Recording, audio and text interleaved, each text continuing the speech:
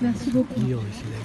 Nous voici réunis ici 2 ans après la mort de Samuel Paty dans ce square qui porte aujourd'hui son nom.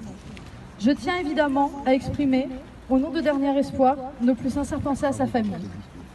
Il est indispensable de nommer ce qui a conduit à l'assassinat de ce professeur. Il s'agit évidemment de l'islamisme. Mais cet islamisme se nourrit des pires maux de notre société. La lâcheté, la complaisance, l'abandon des valeurs fondamentales, l'ignorance.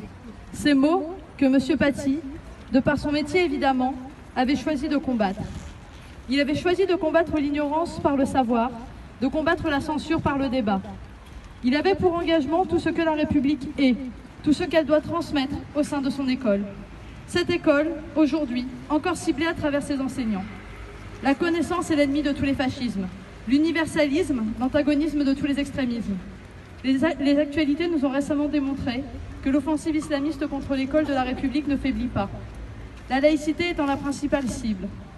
Elle en est la principale cible parce qu'elle est la source de tout ce que permet l'école, comme l'égalité entre les élèves, ou encore leur construction à l'écart de toute pression religieuse ou communautaire. Elle leur permet surtout de se construire un esprit critique. Les totalitarismes ne permettront jamais cela. L'islamisme vise nos écoles car il vise notre futur. C'est ce rempart sur lequel il ne faut jamais céder. La jeunesse a donc un rôle clé à jouer. Nous faisons partie de la construction de ce futur.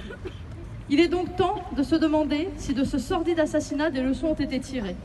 Si aujourd'hui, M. Paty serait abandonné par sa hiérarchie, comme il l'a été il y a 2 ans. L'actualité aurait tendance à nous démontrer malheureusement que ce n'est pas exclu.